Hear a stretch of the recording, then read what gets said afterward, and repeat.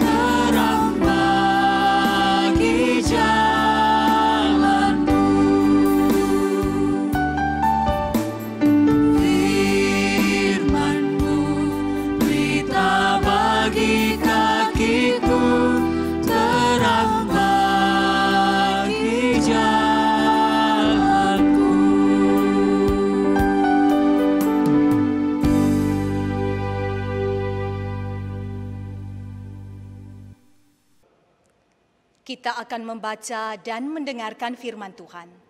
Sebelumnya, mari kita teduhkan hati kita. Kita satu dalam doa. Kita berdoa. Bapa di sorga, kami butuh firman-Mu, supaya kami tahu kebenaran-Mu dan berjalan menurut titah-titah-Mu. Kami ingin memiliki hati-Mu yang dipenuhi dengan kemurahan. Dan pada saat ini, kami akan belajar tentang kemurahan-Mu. Bukakan hati kami Tuhan, firman-Mu bisa kami pahami, dan kami lakukan dalam kehidupan kami. Bersabdalah Tuhan, umat-Mu telah sedia mendengarkan firman-Mu. Dalam Kristus Yesus kami berdoa. Amin. Firman Tuhan yang hendak kita baca dan dengarkan terambil dari Matius pasal 5 ayat 1 sampai 12. Ucapan bahagia. Ketika Yesus melihat orang banyak itu, naiklah ia ke atas bukit. Dan setelah ia duduk, datanglah murid-muridnya kepadanya. Maka Yesus pun mulai berbicara dan mengajar mereka, katanya, "Berbahagialah orang yang miskin di hadapan Allah, karena merekalah yang empunya kerajaan sorga. Berbahagialah orang yang berduka cita, karena mereka akan dihibur. Berbahagialah orang yang lemah lembut, karena mereka akan memiliki bumi. Berbahagialah orang yang haus akan kebenaran, karena mereka akan dipuaskan. Berbahagialah orang yang murah hatinya, karena mereka akan beroleh kemurahan. Berbahagialah orang yang suci hatinya, karena mereka akan melihat Allah. Berbahagialah orang yang membawa damai, karena mereka akan disebut anak-anak Allah. Berbahagialah orang yang dianiaya oleh sebab kebenaran, karena merekalah yang empunya kerajaan sorga. Berbahagialah kamu, jika karena aku, kamu dicela dan dianiaya, dan kepadamu difitnahkan segala yang jahat. Bersukacitalah dan bergembiralah, karena upamu besar di sorga.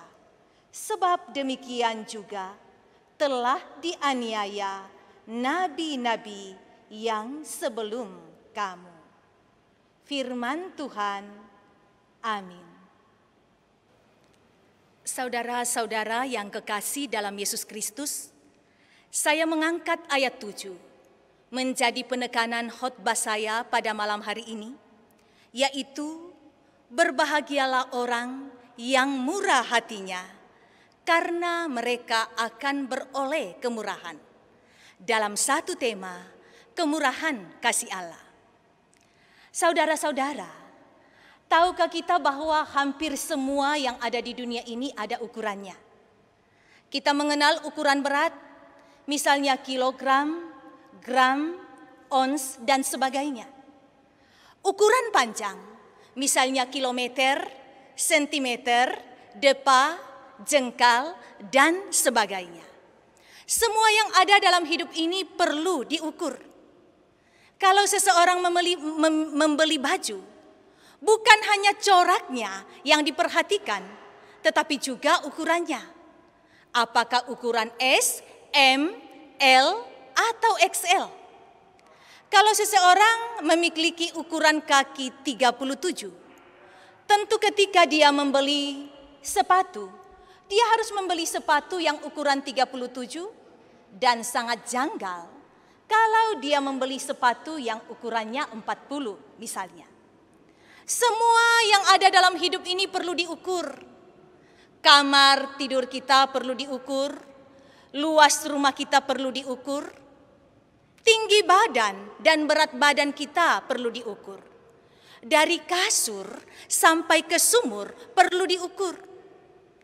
Kalau semuanya dalam hidup ini punya ukuran, seperti telur diukur dengan rak, gelas diukur dengan lusin, kertas diukur dengan rim, maka semua yang ada dalam hidup ini perlu diukur.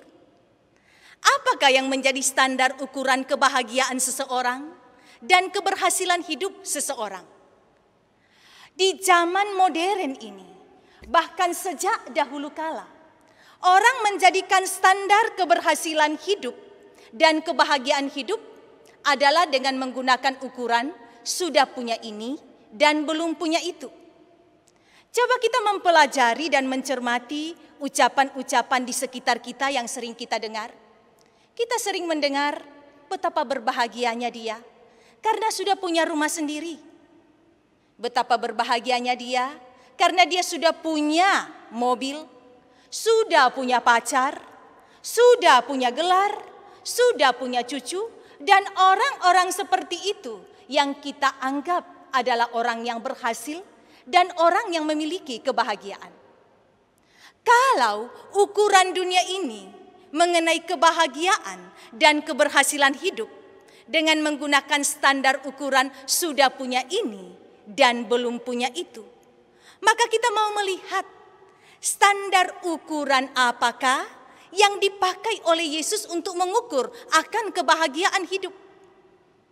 Bukankah kita mencermati dalam perjalanan yang Yesus lakukan dari satu kota ke kota yang lain? Yesus tidak pernah dikatakan membawa buntelan yang isinya baju, yang isinya uang atau emas. Yesus tidak pernah dikatakan ketika dia berjalan membawa koper yang berisi barang-barang. Yesus dalam melakukan perjalanan tidak membawa ini dan itu.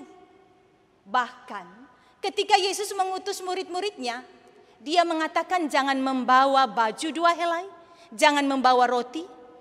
Yesus mau mengatakan bahwa dia yang empunya kerajaan sorga dan kerajaan bumi sama sekali tidak menaruh pengharapan sepenuhnya kepada hal-hal lahiriah yang ada di dunia ini. Matius pasal 8 ayat 20 mengatakan, serigala mempunyai liang, burung mempunyai sarang, tetapi anak manusia sama sekali tidak punya tempat untuk meletakkan kepala. Berarti Yesus tidak menjadikan standar ukuran punya ini dan punya itu sebagai kebahagiaan hidup.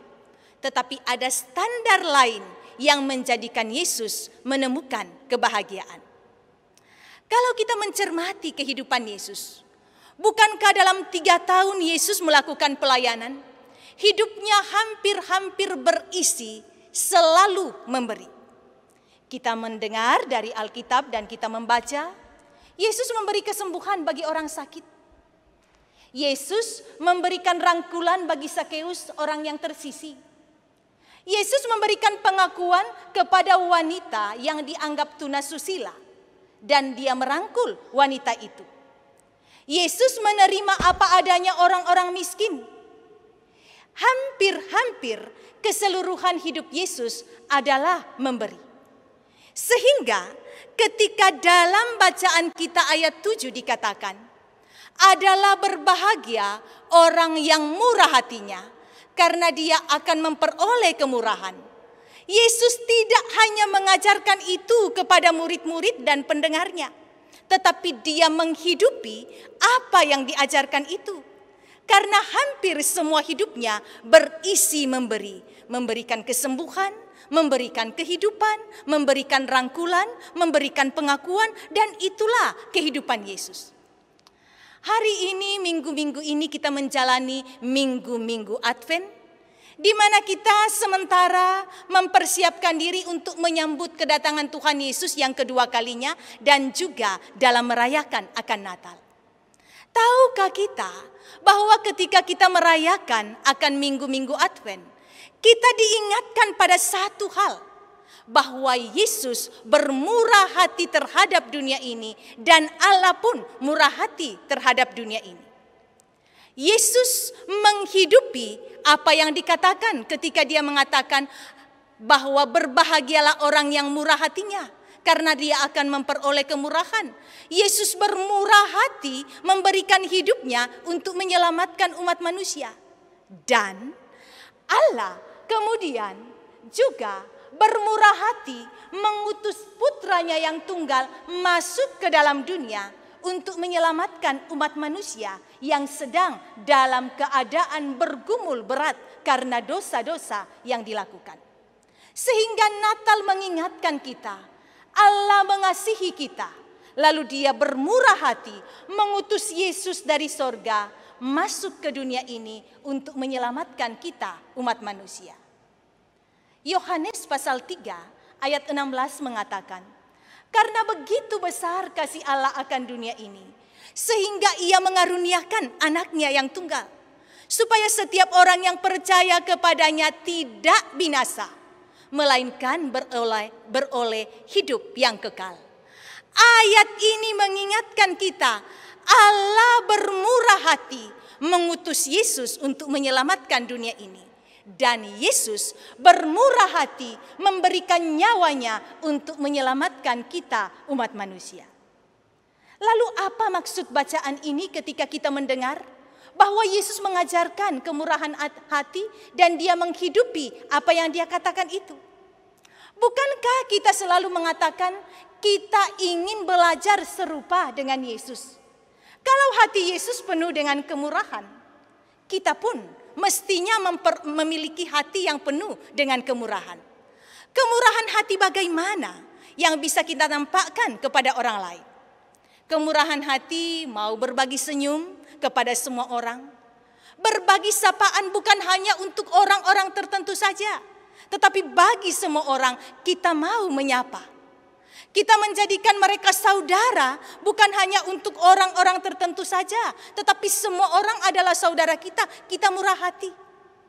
Bukankah dalam banyak doa yang kita naikkan kepada Tuhan, kita mengatakan, "Pakailah aku menjadi alatmu untuk menyatakan cinta kasih-Mu kepada banyak orang." Dan kita bisa menyatakan kemurahan kita dengan mencintai semua orang, menyatakan kasih kepada banyak orang, mengulurkan tangan pertolongan kepada banyak orang, maka kita adalah pribadi yang juga menghidupi firman yang dikatakan oleh Yesus Kristus. Akhir-akhir ini banyak orang yang salah mencari tentang kebahagiaan. Banyak orang yang mencari kebahagiaan lalu liburan naik di puncak. Banyak orang yang mencari kebahagiaan lalu berlibur ke pantai. Pulang dari puncak, pulang dari pantai, kebahagiaan itu hilang kembali. Dan hari ini Yesus mau mengatakan bahwa salah satu standar kebahagiaan ialah kalau kita murah hati. Dan karena itu Yesus mengatakan, berbahagialah orang yang murah hatinya karena mereka akan memperoleh kemurahan. Anda mau berbahagia? Bermurah hatilah, maka Anda akan menemukan kebahagiaan di dalam Tuhan. Amin.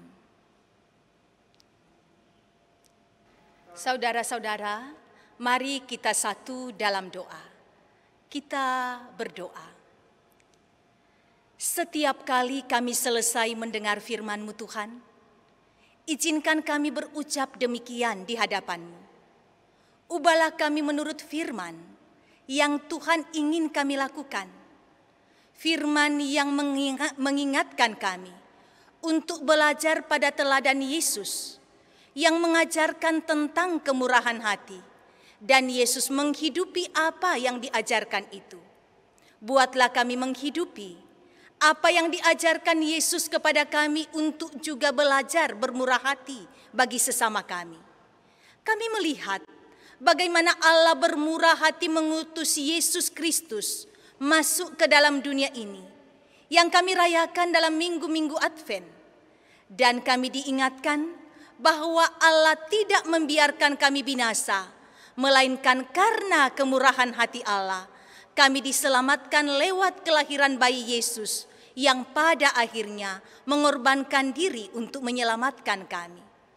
Bapa di sorga, kami bersyukur untuk Badan Pekerja Sinode Wilayah 4 yang telah menyiapkan ruang dan waktu di mana kami bisa menikmati persekutuan yang diadakan dalam nama Tuhan. Mendoakan seluruh yang mengikuti akan ibadah ini. Mungkin ada yang sementara bergumul untuk hal-hal tertentu. Mungkin ada yang sakit. Kami mendoakan kasihani mereka Tuhan. Angkatlah urapan-Mu atas mereka yang sakit. Semoga oleh karena kasih sayang Tuhan bisa dipulihkan menurut waktunya Tuhan. Kami mendoakan bagi mereka yang mengalami pergumulan-pergumulan tertentu. Ajar mereka untuk mengatakan segala perkara dapat aku tanggung di dalam Tuhan yang memberikan kekuatan kepadaku. Bagi yang sementara mencari pekerjaan, bukakan pintu berkat-Mu. Bukankah Engkau bersabda, mintalah maka akan diberikan, carilah maka engkau akan mendapat, ketoklah maka pintu dibukakan. Ingatkan yang sedang mencari pekerjaan untuk mencari dan meminta serta mengetok hati Tuhan. Berkati kami semua dalam melakukan akan pekerjaan dan pelayanan. Anak-anak kami dalam kuliah dan belajar daring. Tuhan, Engkau pimpin dan Engkau dekap kami di masa-masa pandemi COVID-19 yang tak kunjung berakhir sampai sekarang ini. Bahkan kami mendengar ada varian baru yang terjadi di luar negeri. Mudah-mudahan tidak masuk ke Indonesia. Dan mudah-mudahan kami tetap baik karena kasih sayang Tuhan, karena pertolongan Tuhan. Kami berdoa Bapa di sorga, sertai kami semua dalam kehidupan keluarga kami. Semoga keharmonisan, kasih dan damai-Mu selalu ada dan menetap di tengah-tengah keluarga kami. Kami semakin berakar, bertumbuh dan berbuah di dalam Tuhan. Bapa di sorga, ajar kami untuk semakin mendekatkan diri kepada Tuhan, semakin yakin dan percaya Tuhan menyatakan kemurahan, dan kami tahu bersyukur kepada Tuhan semakin mendekatkan diri kepada Tuhan. Ini doa kami Tuhan, kami bawa hanya dalam satu nama yang kuasa, Yesus Kristus, Tuhan dan Juru Selamat kami yang hidup. Amin. Saudara-saudara, pergilah, jalanilah kehidupanmu, nyatakanlah kemurahan hatimu bagi semua orang, dan terimalah berkat-Nya. Tuhan memberkati engkau dan melindungi engkau. Tuhan menyinari engkau dengan wajah-Nya dan memberi engkau kasih karunia. Tuhan menghadapkan wajah-Nya kepadamu dan memberi engkau damai sejahtera. Amin. Demikian ibadah kita pada malam hari ini. Terima kasih kebersamaan kita menikmati ibadah. Kasih Tuhan menyertai kita semua. Salam sehat untuk semua keluarga.